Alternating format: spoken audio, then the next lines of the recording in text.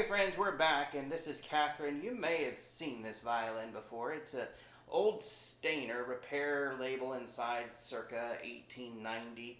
Anyway, this violin went out on trial. The gentleman tried it and just wasn't a big fan of a C string and 5 strings. So it is back, and if you had your eye on it, it's available and better than ever. We just adjusted the C string height. We had just a tiny bit of anyway, Catherine may touch base on that. But anyway, it's better than ever, and I will be quiet and turn it over to Catherine.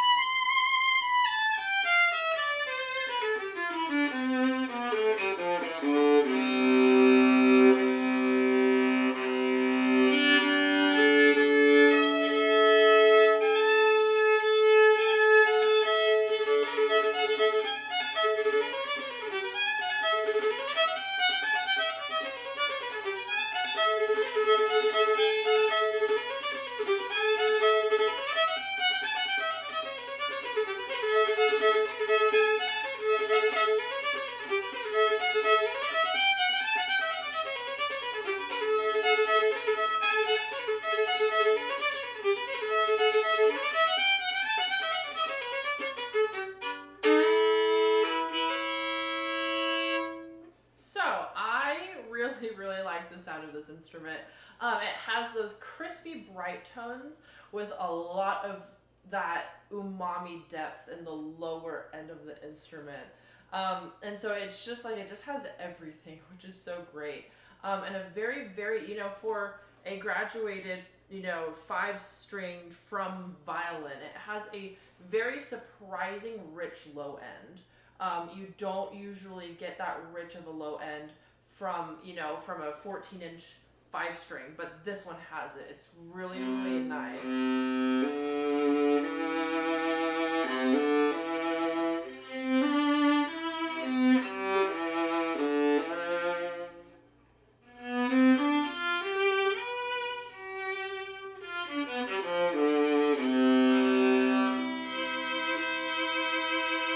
These are fairly new strings, so I'm still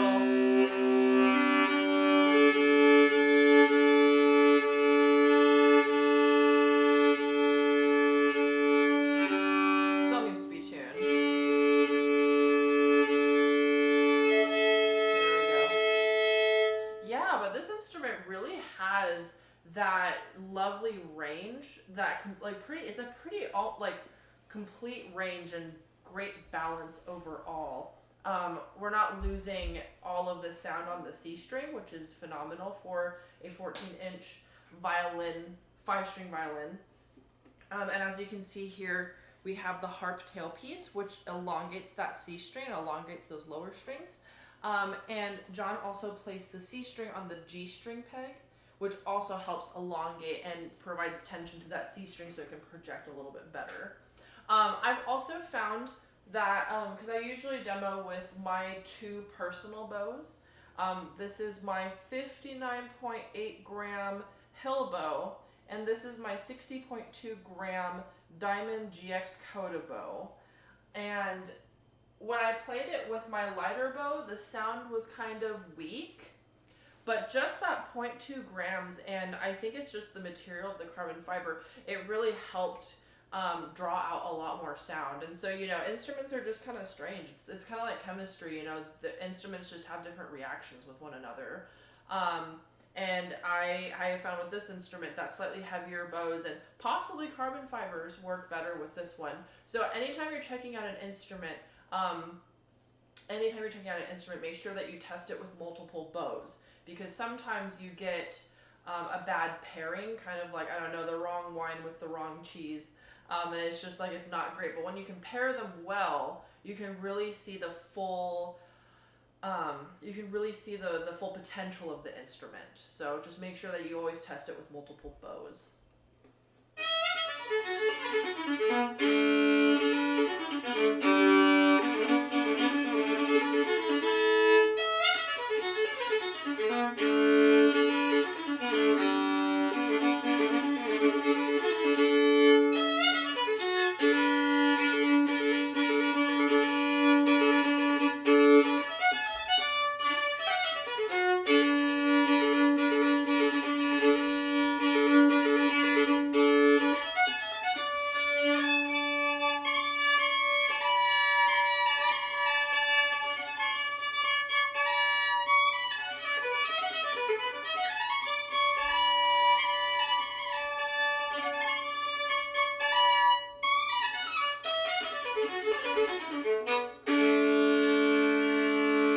So double stops sound really beautiful also on this instrument. I'm a little low on rosin.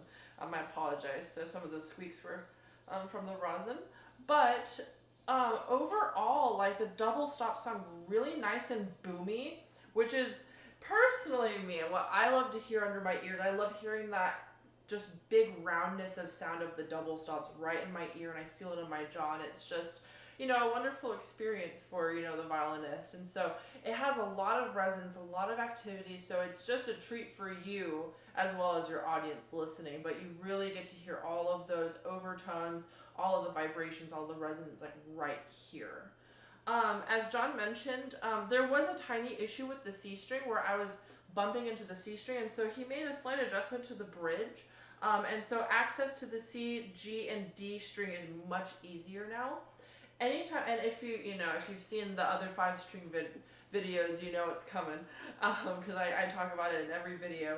But anytime that you're playing a 5-string, you have to be aware that the strings are much closer together and the angles of the strings are different on every single 5-string.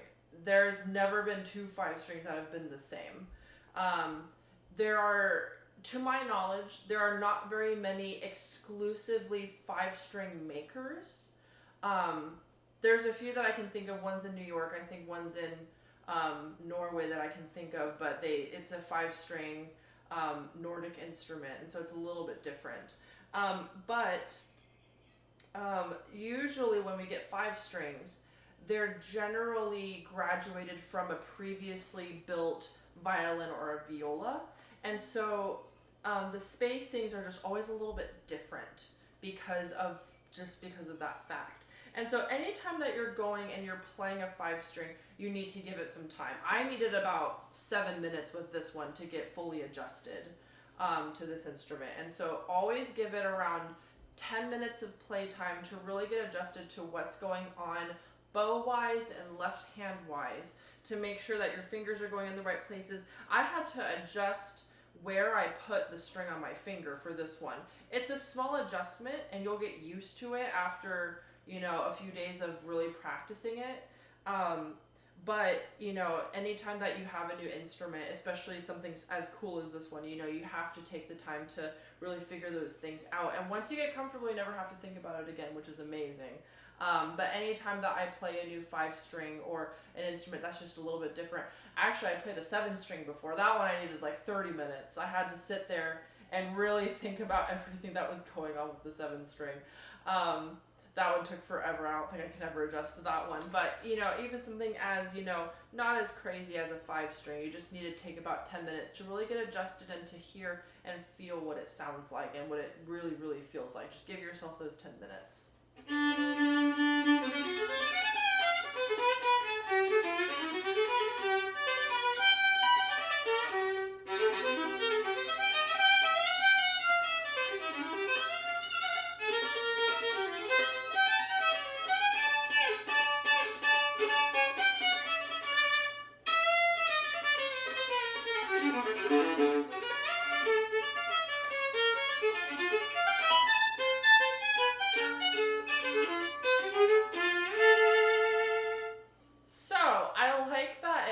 That kind of old-timey sound too to the instrument. It's really, really pretty.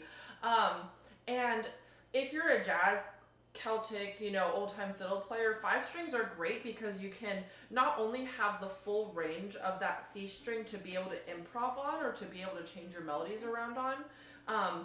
Because the strings are so close, it makes fifths so much easier, which is amazing. And great for those of y'all with small fingers like myself or with narrow fingertips like myself. It makes fifths so much easier. And so that's just one of the many benefits to having a 5-string. So easy, much more comfortable to be able to play those fifths. So if you are a modern violinist, you like improvising, you play jazz, you do Celtic, old-time fiddle, I think every modern violinist needs a 5-string violin in order to enhance your color palette at your jams, to be able to add, more flavors into your performances, and, just to be able to expand what you can do in your musical life. Awesome, and you wouldn't be able to video without me, without my little tag-ons here. So just a throwback, the strings are Zyx with the E is I think it's a Kaplan, it's the anti-whistle E. It has the Whitner geared pegs. I believe all 5 of these are actually the geared pegs, which is a must for 5 strings, I'm just saying. The harp style tailpiece, $40 alone for that puppy, just to give the strings the biggest vibrating length they can have. It is a converted 5 string, so Catherine did touch base on the string spacing. And this violin is really old. It's 1890 or older for sure. It has a repair date of 1890. I mean, trust me, this thing has been beat up and broken and put back together. She's solid. She'll play for another 100 years. But, I mean, it has some old repairs. At one point, it looks like a mouse even tried to chew into one of the F-holes. There's even a little bit of a graft and repair there on the treble side. So, I mean, if you like the old violins that tell the story and look old but sound new, well, this one is for you. So, Catherine, thanks for bringing it back to life with your beautiful playing. And thank you, online fans. I'd love to hear what you think of this. Please leave comments. We read them all. So, play on, my friends.